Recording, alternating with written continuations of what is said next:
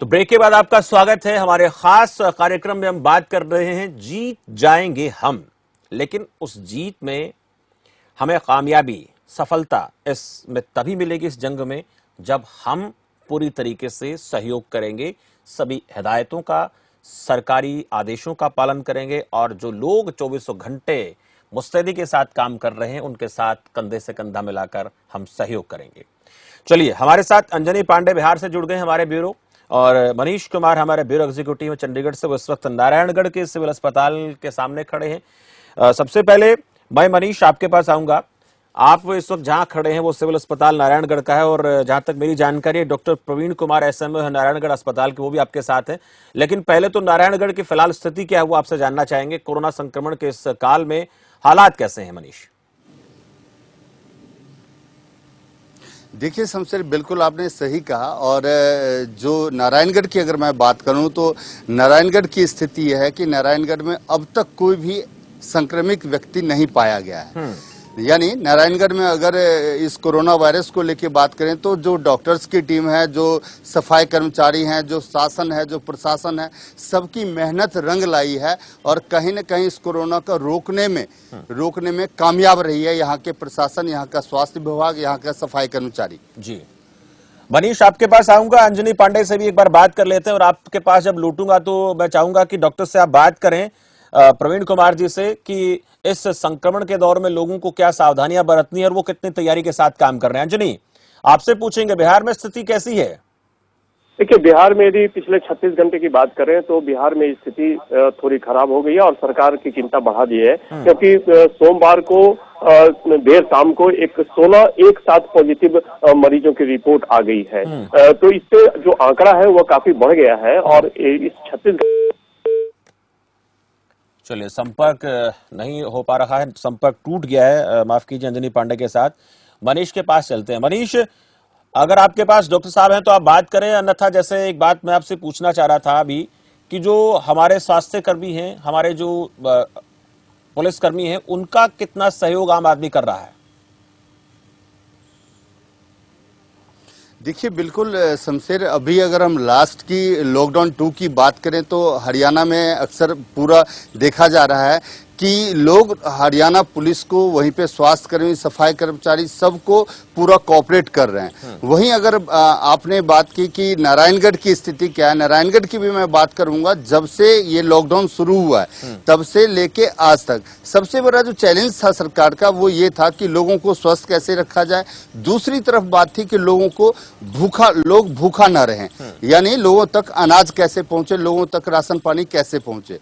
तो दोनों की अगर मैं नारायणगढ़ की बात करूं तो नारायणगढ़ शासन प्रशासन जो है, या सफाई कर्मी या डॉक्टर्स जो हैं, सभी जो हैं वो जो बधाई के पात्र हैं, क्योंकि उन्होंने जिस तरीके से यहाँ पे सारा सिस्टम को मैनेज किया है और लोगों को करवाया है तो वो बहुत ही अच्छी बात रही है, क्योंकि यहाँ पे अब तक कोई मरीज नहीं आया है। वहीं पे अगर बात करें तो लोगों को भूखे की अनाज देने की जो बात है, सरकार जहाँ अपना योजनाएं दे रही है, सरकार अपना जहाँ तक गरीबों को खाते में पैसे ट्रांसफर करने की बात है, किट्स देने की बात है, वहीं पे जो संस्थाएं हैं, जो एनजीओज है, वो बहुत बढ़िया तरीके से लोगों को, चाहे वो खाना, चाहे वो घर में बना के खाना बांटना हो, चाहे वो किट्स बना के देना हो, चाहे वो सैनिटाइजर देना हो, एक ऐसे लोग हैं जो 5-5 हजार 10-10 हजार जो मास्क हैं वो उन्होंने वितरित किया है, जो सैनिटाइजर है वो रोज वो वितरित कर रहे हैं।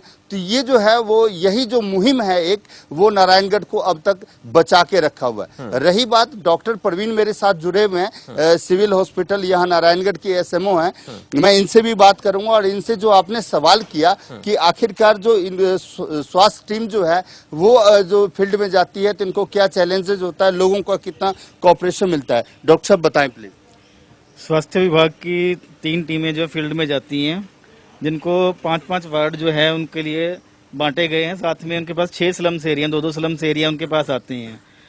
फील्ड में जाने पे उनको थोड़ी बहुत ये दिक्कत आती है कि उनके पास जो बैठने की जगह नहीं होती, क्योंकि एक तो हमने जो हाउस टू हाउस सर्वे कर रहे हैं, इसमें जो हमारे स्वास्थ्य विभाग की टीम जो है पूरी मेहनत कर रही है। हाउस टू हाउस घरों में जाने का फायदा हमें ये होता है कि किसी भी परिवार में यदि कोई भी मरीज ऐसा खांसी जुकाम या गला खराब होने का भी मिलता है तो हम उसको सैंपल के लिए रख लेते हैं ताकि आने वाले टाइम में उसकी सैंपलिंग करा सकें, और जो उसका जो रिजल्ट आता है उसके ऊपर डिपेंड करता है कि आगे स्थिति क्या रहती है। यूजुअली हमने जब भी हाउस टू हाउस जाने के बाद जो भी सैंपल कराए हैं उसमें सभी नेगेटिव आए हैं। अभी परसों 2 सैंपल हमने लिए थे, जो डॉक्टर ऋषि नागपाल है जो पंचकुला में है, जिसके पास काफ़ी पॉजिटिव केस निकलने की संभावना पाई गई थी। उन 2 मरीजों के सैंपल हमने कराए हैं और दोनों के 2 सैंपल जो है नेगेटिव आए हैं।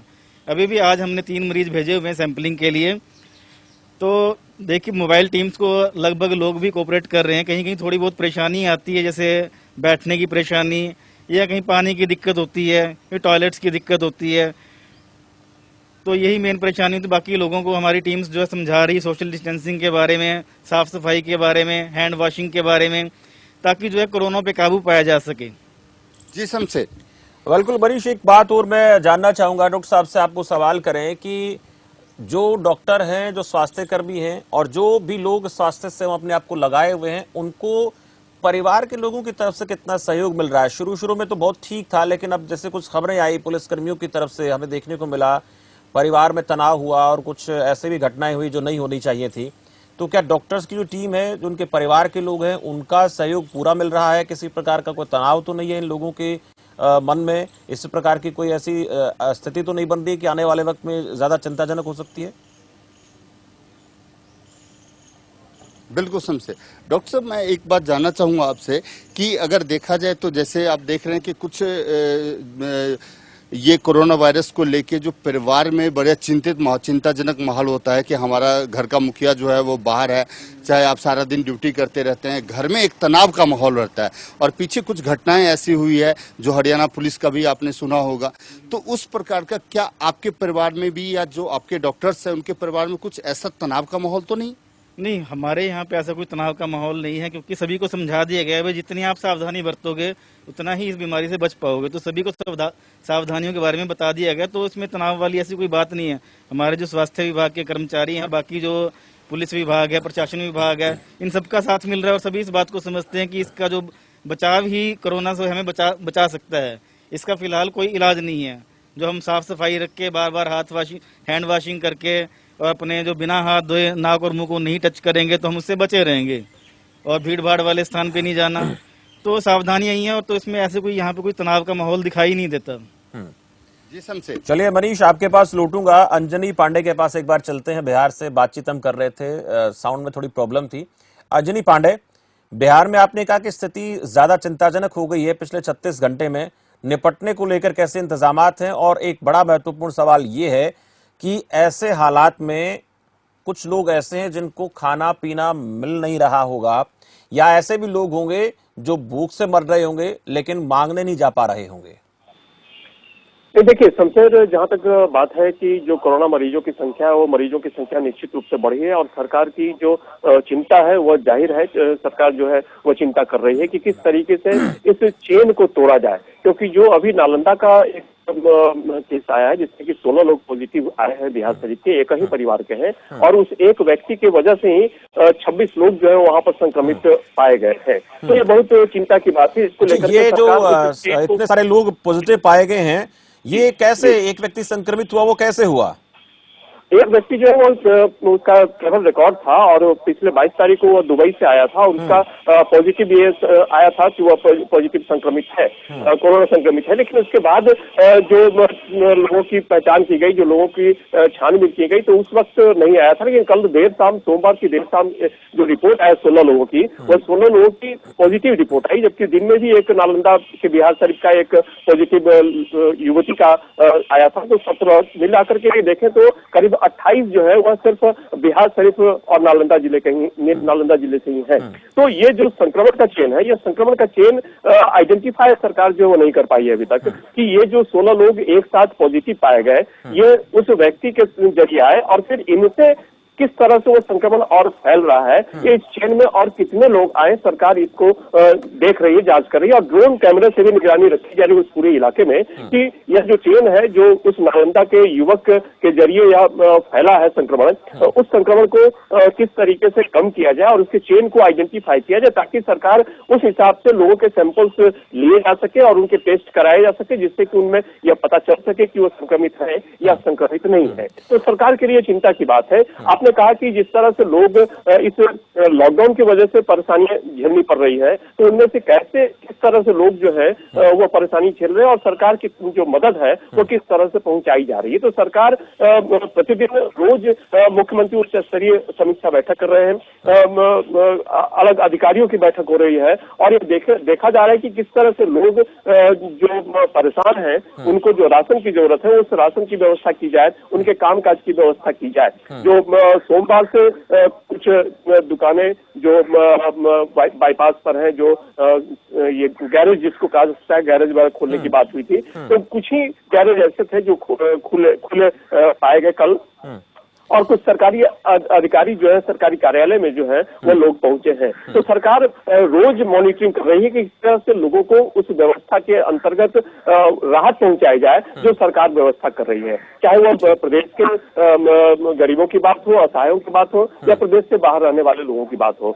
कई ऐसे प्रदेश के बाहर भी ऐसे सेंटर चलाए जा रहे हैं जहां पर सरकार उनके खाने पीने की व्यवस्था कर रखी है। उसके साथ ये हम कह सकते हैं कि भूखा तो कोई नहीं सोता, उठता जरूर है लेकिन सोता कोई नहीं है भूखा, इसको लेकर कोई दिक्कत नहीं है।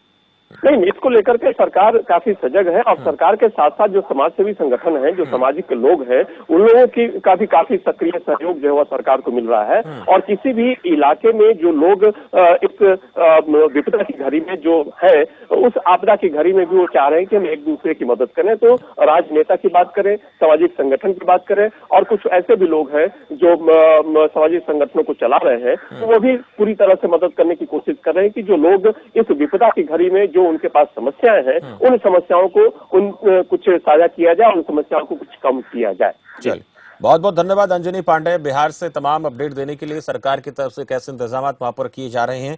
चरणजीत कोहली पटियाला से जुड़ चुके हैं, लेकिन उससे पहले मनीष आपके पास में आऊंगा। फोटो गैंग हमने देखा शुरू में, जो लोग थोड़ा थोड़ा राशन लेके आते, फोटो खिंचाते, उसके बाद सोशल मीडिया पर उसको अपलोड करते। अब वो जरूर कम हुआ है क्योंकि लोगों ने उनसे दूरी बनानी शुरू कर दी है। फिर भी कुछ लोग ऐसे हैं क्या जो नजर आ रहे हैं, कुछ ऐसे एनजीओज हैं जो क्षणिक हैं, वो नजर आए एक बार, उसके बाद अब कहीं नजर नहीं आ रहे, तो ऐसे हालात भी हैं क्या कहीं? जी बिल्कुल, देखिए मैं भी उन संस्थाओं से अनुरोध करूंगा, प्रार्थना करूंगा कि कोई भी अगर सहायता देते हैं तो कहते हैं जो दान जो होता है, सहायता जो होता है वो छुपा हुआ होना चाहिए, उसको जगजाहिर नहीं करना चाहिए। लेकिन इस दौर में देखा जा रहा है कि कहीं आप दे रहे हैं, एक टाइम का खाना दे रहे हैं, एक समय का खाना दे रहे हैं, जा रहे हैं 10 पैकेट खाना देने के लिए और साथ में 20 बंदे जा रहे हैं फोटो खिंचवा के और फिर आप सोशल नेटवर्क पे उसको वायरल करते हैं। तो कहीं ना कहीं जिसको आप देने के लिए जा रहे हैं वो अपने आप को बहुत छोटा समझता है कि ये देखिए कि इन्होंने एक समय का खाना दिया और जगजाहिर कर दिया कि आखिर वो बंदा जो है वो भूखा था। तो कहीं ना कहीं इस बात को लेके भी मतलब संस्थाओं में जब एक मैसेज गया, तो अब अगर आज की हम बात करें तो आज कहीं ना कहीं इस चीजों में कमी आई है। और उन संस्थाओं से मैं बार बार अपील करना चाहता हूं, अनुरोध करना चाहता हूं कि ऐसा काम ना करें। हाँ, खिलाएं, खाना जरूरी देना है, आप सेवा कर रहे हैं, आपका सेवा महान है, लेकिन उसको छुपा के करें, जगजाहिर ना करें। बिल्कुल, हम भी जब सीएम से इस बारे में चर्चा कर रहे थे मनीष, तब उन्होंने भी कहा था कि ऐसे एनजीओ जितने भी हैं वो, हालांकि उनका हम किसी प्रकार का ऐसे मामले सामने आए कि मनमानी कर रहे थे, उनके पास पैसा भी जा रहा था, लेकिन ऐसे संकट की घड़ी में अपना स्वार्थ ना देखें और उनका जो नाम है उस नाम के माफिक वो लोग काम करें, जैसे कि आपने अभी अपील भी की मनीष। और शमशेर, मैं एक बात आपसे और भी कहना चाहूंगा। मेरे साथ ये जो डॉक्टर साहब हैं उनसे मैं एक बात आपके नॉलेज में डालना चाहता हूं कि 2 दिन पहले अंबाला का ये नारायणगढ़ से नजदीक लगता हुआ एक शहर है, शहजादपुर है, जहां पे 3 केस जो है वो कोरोना का पॉजिटिव पाया गया और उसके बाद उसकी टेस्ट दूसरे लैब में होती है अगले दिन, और वहां से वो केस निगेटिव पाया जाता है। तो कहीं ना कहीं ये जो था वो जिस समय पॉजिटिव पाया गया तो इस एरिया के लिए वो जो समाचार थी वो कहीं ना कहीं भूकंप आने जैसे वाली स्थिति थी कि सभी को एक चिंता हो गया कि हमारा जो एरिया था उसमें एक भी कोरोना मरीज नहीं था और ये 3 मरीज कहां से आ गया है। तो डॉक्टर साहब से मैं पूछना चाहूंगा कि आखिरकार ये चूक जो है वो कैसे हुई और अब जो वो रिपोर्ट जो नेगेटिव आया है उसके बाद वहां का क्या माहौल है। देखिए, वो पहले जो टेस्ट कराए गए थे तीनों मरीजों के, वो एक प्राइवेट लैब से कराए गए। चलिए, संपर्क चला गया, मैं आपके पास लौटूंगा मनीष। चरणजीत कोहली के पास चलते हैं पटियाला से। चरणजीत कोहली, पटियाला में हालात कैसे हैं? कोरोना संक्रमण को लेकर स्थिति कैसी है और ठीक होने वालों की तादाद की बात भी करेंगे, कितने लोग ठीक हुए हैं? जी शमशेर जी, जो कल की रिपोर्ट है तो कल जो यहाँ किताब विक्रेता का मामला सामने आया था उसके नजदीकियों के 55 सैंपल लिए गए थे, वो कल नेगेटिव पाए गए हैं। तो कुछ राहत की खबर थी। और कुछ जो राजपुरा में सैंपल लिए गए थे, जो एक औरत 60 साल औरत के सैंपल नजदीकी थे, तो उनके भी सैंपल लिए गए थे। उनके भी 80 के करीब 80 के करीब जो सैंपल हैं वो नेगेटिव आए हैं। पर देर रात जो रिपोर्ट आई है वो फिर थोड़ी सी डरावनी बनती है कि राजपुरा में 5 पॉजिटिव केस कल रात को सामने आए हैं। जी शमशेर जी, ये जो 5 लोग जिनको कोरोना पॉजिटिव मिला है वो लोग एक ही परिवार के हैं या फिर इनके जो संपर्क में आया वो कौन लोग थे? कैसे इसको लेकर कुछ पता चल पाया क्या? ये शमशेर जी वही 60 साल औरत वाले संपर्क को ही लेकर बने हैं। जो 5 लोग उन्हीं के संपर्क में थे जो सामने आए हैं। जी अच्छा, इसके अलावा ये भी देखा जा रहा है कि कुछ एनजीओज, कुछ ऐसे ग्रुप सामने आए जो लोगों का भला तो कर रहे थे लेकिन ज्यादा प्रचार बहुत ज्यादा हो रहा था, उसमें कुछ कमी आई है?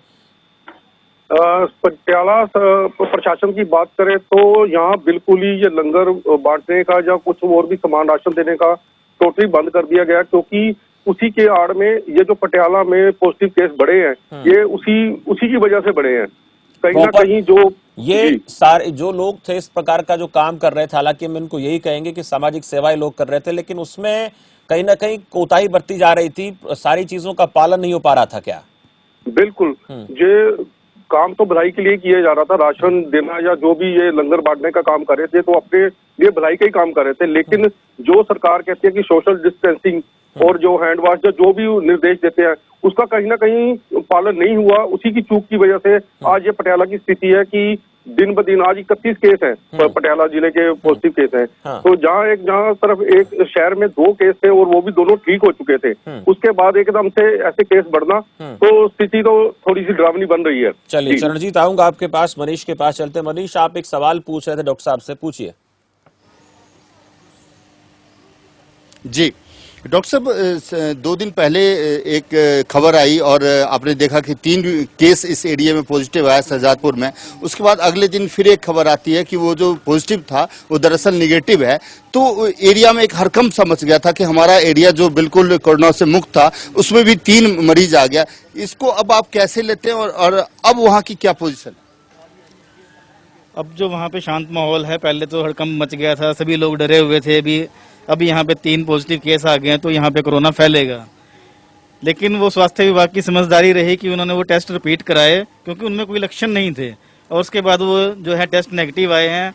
तो अब यहाँ पे यूँ लगता है भी जो एरिया है अब थोड़ा सेफ है। बाकी स्क्रीनिंग चल रही है मरीजों की, अगर कोई पॉजिटिव आता है तो उसके हिसाब से उसमें कदम लिए जाएंगे।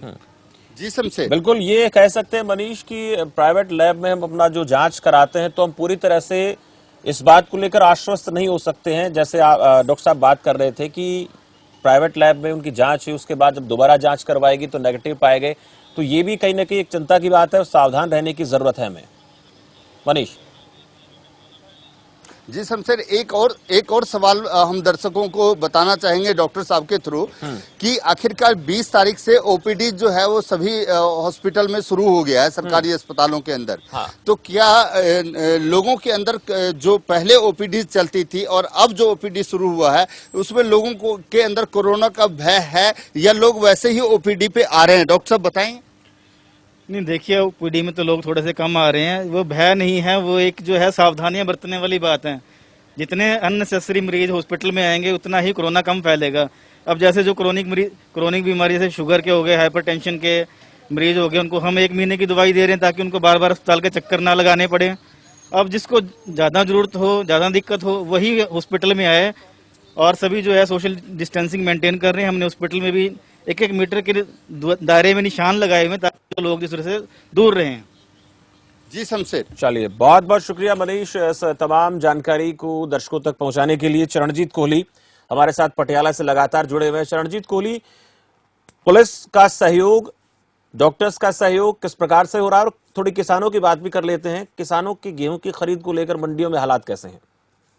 बिल्कुल, प्रशासन की तरफ से शमशेर जी यहाँ हालात अच्छे हैं फिलहाल। जो भी ठीक है, लोग लेट समझे हैं पर अब समझ चुके हैं। तो प्रशासन, पुलिस प्रशासन भी अपना काम अच्छे तरीके से कर रही है और सेहत विभाग भी अपना काम ठीक तरीके से कर रही है। और बात करें अगर फसल की, तो 2 दिन से पड़ी बारिश ने यहाँ किसानों की मुश्किलें बहुत ज्यादा बढ़ा दी हैं। कल एकदम से बारिश पड़ी है, पहले ही किसान कटाई की फसल की कटाई लेट होने के कारण मंडियों में फसल लेट आ रही है। दूसरा, जब वो जो मंडियों में फसल लेके किसान आ रहे हैं उनको प्रॉपर तरीके से टोकन नहीं मिल रहा है। टोकन नहीं मिलने की वजह से वो मंडी के बाहर ही खड़े हैं। तो कहीं ना कहीं अभी सरकार के लिए इसको व्यवस्थित करना बहुत मुश्किल हो रहा है और ये काम धीरे धीरे बहुत स्लोली चल रहा है। जी, स्लो है, लेकिन किसान क्या कहते हैं इसको लेकर? वो क्या कहते हैं, हमें कोई चिंता तो कोरोना को लेकर है, सरकार का सहयोग हम लोग कर रहे हैं, ऐसा कुछ है क्या? या फिर वो सरकार के इन जो इंतजामात हैं इनसे खुश नहीं है? बिल्कुल, किसान अगर जो मंडी में फसल लेके आ रहे हैं वो तो इस सरकार के फैसले से खुश नहीं है। लेकिन जिस प्रकार से सरकार ने ये फैसले लिए हैं कि टोकन सिस्टम की वजह से, उसी हिसाब से सोशल डिस्टेंसिंग का भी लोग फायदा उठा रहे हैं और उसके ऊपर अमल भी कर रहे हैं। थोड़े थोड़े वक्फे पर लोग सब अपने फसल को लेके आ रहे हैं, एकदम से भीड़ नहीं हो रही है। पर जो कहीं ना कहीं कुदरत की मार और सरकारी प्रशासन को लेकर किसान कहीं ना कहीं पर दुखी तो है। जी शमशेर जी। और इसके अलावा ये भी जानना चाहेंगे, पालन की, जैसे आपने सोशल डिस्टेंसिंग की बात की, मंडियों में सैनिटाइजेशन की बात की, वो सही हो पा रहा है क्या? और जो नमी को लेकर अक्सर सवाल खड़े होते हैं कि अक्सर हम देखते हैं कि जो मंडी में किसान आते हैं, चाहे वो गेहूं लेकर आए, सरसों लेकर आए या जो भी अनाज लेकर आए, तो उसमें नमी की मात्रा को लेकर सवाल खड़े हो जाते हैं। जी, तो वो नमी की बात करें तो किसान तो ये कह रहे हैं कि जो पंखे वगैरह हैं वो तो खुद अपने लेके आ रहे हैं। सरकार की तरफ से, मार्केटिंग कमेटी की तरफ से कोई भी ढंग से काम नहीं किया गया है। जी, चलिए, बहुत बहुत शुक्रिया चरणजीत कोहली हमारे साथ जुड़ने के लिए। कपिल वशिष्ठ के पास हम आपको लिए चलते हैं। राजस्थान के भरतपुर से हमारे संवाददाता हैं, कपिल से पूछेंगे कि भरतपुर में हालात कैसे हैं। कपिल, क्या ताजा जानकारी आपके पास? जी, मैं बिल्कुल बताऊंगा। भरतपुर जिले में हालात अब बिजली सामान होने लगे हैं। भरतपुर में एक बार रामगंज, जयपुर के बाद है भरतपुर दूसरा एपिडेमिक सेंटर बन चुका था। यहाँ 102 मरीजों की संख्या हो गई थी। लेकिन अगर आंकड़ों की बात करें तो आंकड़े भरतपुर जिले के सबसे चौंकाने वाले थे। जहाँ 21 वर्ष से 40 वर्ष की आयु के जो लोग हैं वहाँ लगभग 37 लोग पॉजिटिव मिले थे।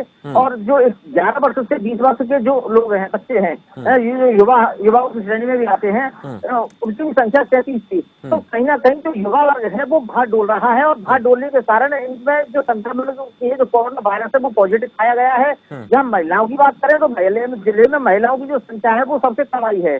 5 वर्ष तक के जो बच्चे हैं उनकी भी संख्या भी कम है और 5 वर्ष से ऊपर के हैं उनकी भी संख्या ना के बराबर आई है। अभी हमारे साथ में हम खड़े हुए हैं भरतपुर जिले से, जो राजस्थान और हरियाणा की जो बॉर्डर सीमा पड़ती है, कामा क्षेत्र पड़ता है, कामा में हरियाणा भी पड़ता है और उत्तर प्रदेश भी पड़ता है। यहाँ भी पुलिस ने पूरी तरीके से चाकचौबंद व्यवस्थाएं की हुई है। और हमारे साथ इस समय पुलिस विभाग के पुलिस उपाधीक्षक देवेंद्र सिंह राजावत भी खड़े हुए हैं। हम देवेंद्र सिंह राजावत जी से भी पूछेंगे कि इन्होंने कोरोना वायरस के संक्रमण के लिए जो लॉकडाउन की स्थिति है, क्या क्या व्यवस्थाएं की गई है, और व्यवस्थाओं की जानकारी के लिए हम जुड़ रहे हैं देवेंद्र सिंह राजावत जी से।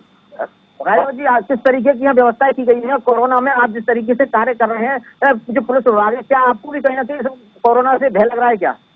नहीं, इसमें भय की कोई बात नहीं है। यह हमारी ड्यूटी है और पुलिस और सेना जो है, जो बेल्ट वाली सेवाएं हैं, ये हमेशा ऐसी संकट के समय में सामने खड़ी होती है। जैसा कि इन्होंने बताया है कि ये क्षेत्र जो कामा है ये उत्तर प्रदेश और हरियाणा की सीमाएं अलग है। दोनों ही सीमाओं को हमने पूरी तरह सील कर रखा है जहाँ पक्के रास्ते हैं और आवाजाही हो सकती है वहाँ हमने चेक पोस्ट बना रखी है, और जहाँ कच्चे रास्ते हैं जहाँ की पैदल लोग जा सकते हैं या मोटरसाइकिल जा सकते हैं, उन रास्तों को हमने पेड़ों के माध्यम से, कांटों के माध्यम से रुकवाया हुआ है। कस्बे में भी लगातार हमारे तीनों कस्बों के अंदर पुलिस लगातार गश्त कर रही है, लोगों को समझाइश कर रही है। गांव-गांव में जाकर के हम समझाइश कर रहे हैं लोगों को, क्या नाम है, सिर्फ बाहर ना निकले, जरूरी होने पर ही घर का केवल एक आदमी जो है बाहर सामान लेकर लेने के लिए निकले, और वो भी मास्क का प्रयोग करें। आगामी समय चूंकि रमजान का भी महीना आने वाला है और आखा तीज जैसा पर्व भी आ रहा है, जिस पर भी हम लोगों ने प्रत्येक गांव में जाकर के अनाउंस किया है, लोगों को समझाइश की है कि किसी भी सामूहिक विवाह सम्मेलन जो है आखा तीज से जैसा कि होते रहे, उनको टालने की कोशिश करें। दूसरा, रमजान के जो महीना है जिसमें कि सामूहिक जो नमाज अदा करने की जो है रस्म होती है, उसको भी हम लोगों को लगातार समझाइश कर रहे हैं। मस्जिदों के इमाम से लगातार हम संपर्क में हैं कि आप जो है वहाँ भीड़ ना होने दें। 144 धारा जो कि पूरे भरतपुर जिले में लगी हुई है, तो उस धारा की जो है पालना करें ठीक। समय समय।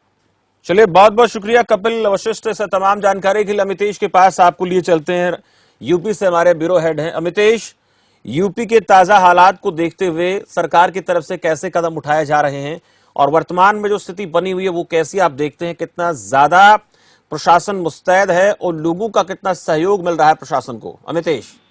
देखिए शमशेर, प्रशासनिक जो अमला है वो बेहद संजीदगी से काम कर रहा है, इसमें कोई दो राय नहीं है। तमाम जो मुख्यमंत्री की टीम 11 के जो मेंबर हैं, जिसमें सीनियर IAS अफसर शामिल हैं, वो लगातार उनके साथ खुद उत्तर प्रदेश के मुख्यमंत्री योगी आदित्यनाथ बैठक कर रहे हैं। अभी एक महत्वपूर्ण बैठक CM आवास से हो रही है टीम 11 की। खुद जबकि उत्तर प्रदेश के मुख्यमंत्री योगी आदित्यनाथ के पिताजी का निधन हो गया, उसके बावजूद उत्तर प्रदेश के CM योगी आदित्यनाथ ने अंतिम संस्कार में हिस्सा लेने वो उत्तराखंड नहीं गए। और उसके पीछे जो दलील दी गई वो ये दी गई कि जब कोरोना संकट से पूरा देश जूझ रहा है, पूरा उत्तर प्रदेश जूझ रहा है, ऐसे में पहली जिम्मेदारी आम जनता की है। ऐसे में मुख्यमंत्री लगातार इतना बड़ा हादसा होने के बावजूद शमशेर लगातार अधिकारियों के साथ वो बैठक कर रहे हैं। बैठक के दरमियान तमाम जो बारीकी से हर चीज पर नजर रखी जा रही है ताकि कोई भी किसी भी आदमी को कोई दिक्कत ना हो। दूसरी तस्वीर शमशेर हमको आगरा से मिल रही है, जो थोड़ा सा हैरान और परेशान करने वाली है।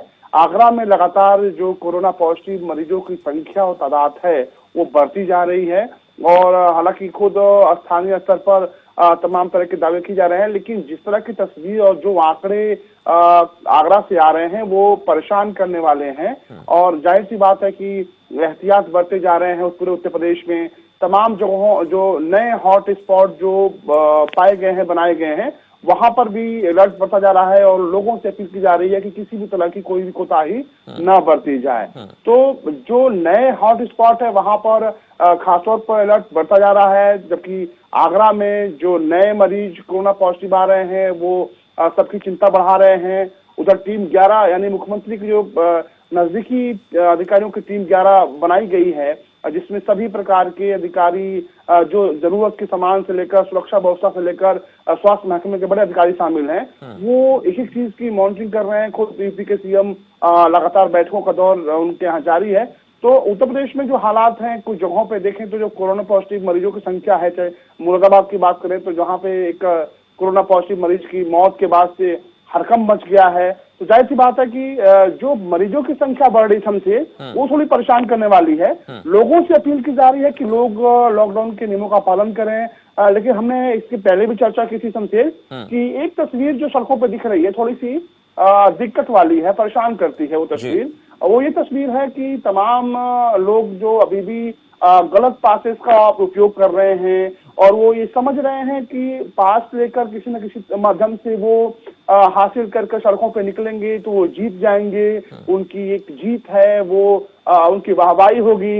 लेकिन वो जरूर आम आदमी की जिंदगी खतरे में डाल रहे हैं। और ये इनकी जो संख्या है शमशेर, हालांकि हम और आप अभी 2 दिन पहले हम लोग चर्चा कर रहे थे इस पर, वो संख्या लगातार बढ़ती जा रही है। हमने तमाम जगहों से जो खबरें मंगाई हैं वो भी हैरान करने वाली है कि सड़कों पे सुबह के वक्त हो या फिर दोपहर के वक्त जो लोगों की आवाजाही है वो काफी बढ़ गई है। तो वो चिंता का कारण है। और अमितेश, एक और बात पूछेंगे, ये भी चिंता का कारण है, लेकिन थोड़ा सा किसानों को लेकर हम चर्चा करेंगे। खरीदारी को लेकर मंडियों में वो हालात कैसे हैं? किसानों को किसी प्रकार की परेशानी सामने आ रही हैं या फिर हालात वहां पर काबू में हैं? किसान के लिए सारी व्यवस्थाएं हैं मंडियों में? देखिए, सरकार तो ये कह रही है शमशेर की सारी व्यवस्थाएं कर ली गई हैं। खुद कृषि मंत्री बारीकी से नजर रख रहे हैं, तमाम जो जरूरत के किसी भी तरह के किसानों को दिक्कतें ना हो, ये दावा किया जा रहा है सरकारी तौर पर जी। लेकिन हमारे पास जो खबर आई है शमशेर, उसमें ये है कि जो बिचौलिए हैं उनकी थोड़ी चांदी हो गई है और मानवता को भी वो बिचौलिए तार तार कर रहे हैं। तमाम जगहों पे बिचौलियों की मिली भगत से जो किसान है वो परेशान हो रहे हैं। हालांकि मौसम की मार से पहले से ही किसान परेशान है। दूसरा, लॉकडाउन और कोरोना संकट ने किसानों को तोड़ कर रख दिया है। और आज जब पूरे देश, पूरे विश्व में कल कारखाने बंद है शमशेर, सभी चीजें ठप हैं, मातमी सन्नाटा हर तरफ पसरा हुआ है, सड़कें सूनी हैं, उसके बावजूद जब हमारी और आपकी निगाह जाती है तो वो खेत खलिहान और किसान पे जाती है। किसानों से उम्मीदें हैं, क्योंकि अगर 2 वक्त की रोजी रोटी नहीं मिलेगा तो आप समझ सकते हैं किस तरह से दिक्कतें आ सकती हैं। ऐसे में किसानों के साथ जो उत्तर प्रदेश में हम तस्वीर जो हमारे पास खबर के रूप में अलग अलग जिलों से तस्वीर आई है शमशेर, वो थोड़ी परेशान करने वाली है। सरकार को इस पर फोकस करना होगा, बिचौलियों से किसानों को मुक्त करना होगा, वरना हालात बद से बदतर हो सकते हैं। अगर अन्नदाता परेशान होगा शमशेर तो दिक्कतें बढ़ेंगी, जाहिर सी बात है। और जब दिक्कतें बढ़ेंगी तो अपने आप में आप समझ सकते हैं कि कंडीशन और हालात कैसे हो सकते हैं। पलायन करने वाले लोगों की भी संख्या कहीं देख पा रहे हैं आप सड़कों पर? ऐसा भी कहीं है क्या लोग निकलने की कोशिश कर रहे हो कहीं से, किसी भी तरीके से? देखिए शमशेर, अभी भी उत्तर प्रदेश में तमाम अलग अलग जगहों पे और उत्तर प्रदेश के बाहर भी उत्तर प्रदेश के जो लोग हैं वो फंसे पड़े हुए हैं। उनकी संख्या बहुत ज्यादा है, बड़ी साधन है। शुरुआती दौर में तो ये हुआ कि वो उन्होंने किसी तरह से अपने जो खर्चे हैं, जो तमाम इंतजाम है वो कर लिए, लेकिन अब जबकि काफी वक्त बीत चुका है तो जो दिक्कतें हैं वो बढ़ गई हैं। सरकारी तौर पे जो दावे किए जा रहे हैं उन दावों में हमको थोड़ी सी तकलीफ हो रही है। ज्यादातर जगहों पे जो भूख से, प्यास से जो लोगों की मुसीबतें हैं वो बढ़ती जा रही हैं। तमाम जगहों पे लोगों के आंखों में भूखे प्यासे लोगों में उन लोगों की संख्या भी काफी ज्यादा है अमितेश, जो लोअर मिडिल क्लास हैं, जिनके पास रोजमर्रा कमाना, रोजाना खाने का जो होता था, लेकिन अब अपनी खुददारी के चलते, अपने जमीर के चलते वो सामने नहीं आ रहे हैं। शमशेर, बिल्कुल ठीक कहा आपने। और एक बात समझना होगा इसको कि जो बिल्कुल निचला तबका है, जो मजदूरी करता है, उस पर तो सरकारें मेहरबान हो जाती हैं और हम और आप जैसे तमाम लोग और भी हैं जो स्वयंसेवी संस्थाएं हैं मदद कर रही हैं। लेकिन जो मध्यम वर्गीय परिवार है, जो चंद सैलरी के बहाने ही अपनी जीविका चलाता है, उसके सामने एक मुसीबत है। वो लाइनों में लगकर भोजन भी और तमाम जो सामग्री है वो ले सकता है, कोई सरकारी मदद उसको मिल नहीं सकती है। ऐसे में एक बड़ी समस्या दिन पर दिन, एक एक दिन उसके लिए काटना बड़ा मुश्किल सा होता मुझे दिख रहा है। तो ऐसे मुझे लगता है कि जो मध्यम वर्गीय परिवार है शमशेर, उसके लिए भी सरकारों को सोचना चाहिए और थोड़ी सी दरिया दिली दिखानी होगी।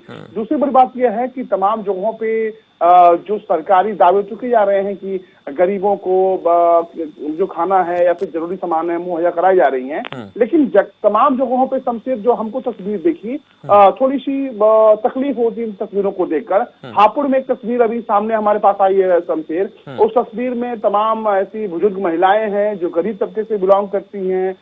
काफी दूर से वो चल के इस उम्मीद से आई कि उनको सरकारी तौर पर मिलने वाला खाना मिलेगा, लेकिन जो सरकारी कर्मचारी हैं वहां से उनके साथ जो उन्होंने मिसबिहेव किया और जिस तरह से उनको खाने के नाम पर उनको भगा दिया गया, उसके बाद से जो आंखों में आंसू दिखे उन महिलाओं के, वो थोड़ी सी तकलीफ हमें पहुंचाती है। बिल्कुल ये चिंताजनक है, जिस पर नजर बनाए रखनी होगी हमें भी, और प्रशासन को भी कहीं ना कहीं हमें आगाह करना पड़ेगा। और लगातार हम इसी बात को लेकर चर्चा भी कर रहे हैं मितेश, कि किसी भी आदमी को भूख परेशान ना करे, चाहे वो लोअर मिडिल क्लास है, चाहे वो मिडिल क्लास है, या फिर वो गरीब आदमी, क्योंकि अमीर आदमी के पास तो तमाम साधन होते हैं। बहुत बहुत शुक्रिया मितेश इस पूरी जानकारी के लिए, हमारे साथ जुड़ने के लिए। आपको पोखरण लिए चलते हैं, जहां हैदर अली हमारे संवाददाता हैं राजस्थान से।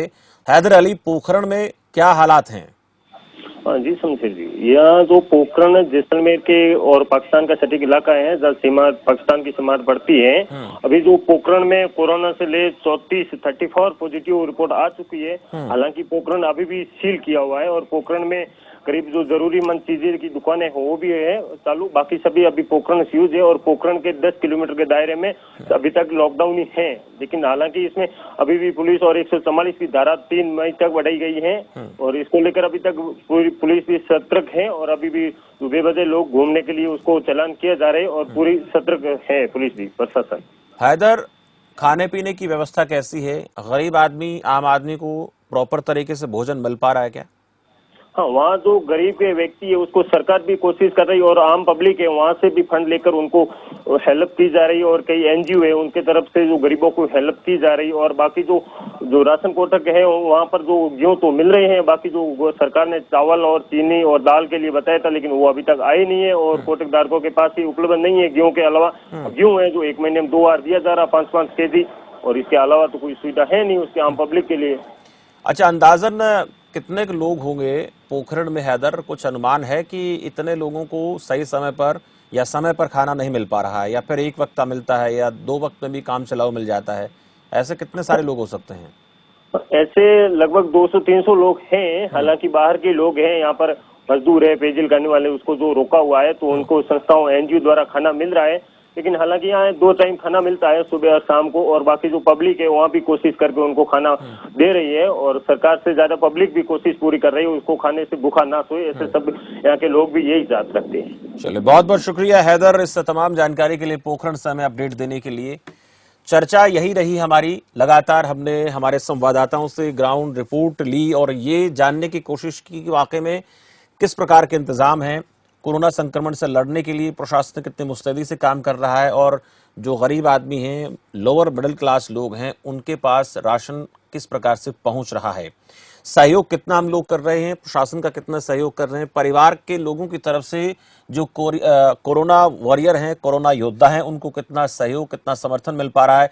इन तमाम बातों को लेकर हमने चर्चा की, लेकिन सबसे अहम यही है कि अगर इस जंग से हमें जीतना है, कोरोना संक्रमण से जीतना है, तो उसके लिए हमें अपने घरों में रहना होगा, लॉकडाउन का पूरी तरीके से पालन करना होगा और जितना कम हो सके अपने घर से बाहर निकलें, क्योंकि चाहे जहां पर रेड जोन है या नहीं है, उसके अलावा हमें इस बात का ध्यान रखना पड़ेगा कि हम अपने घरों में कैद रहेंगे, अपने घरों में रहेंगे तो इस संक्रमण को फैलने से हम रोक पाएंगे और तभी हम इस जंग को आसानी से जीत पाएंगे। तो फिलहाल इस खास चर्चा में इतना ही, मुझे दीजिए इजाजत और आप देखते रहिए खबर फास्ट। नमस्कार।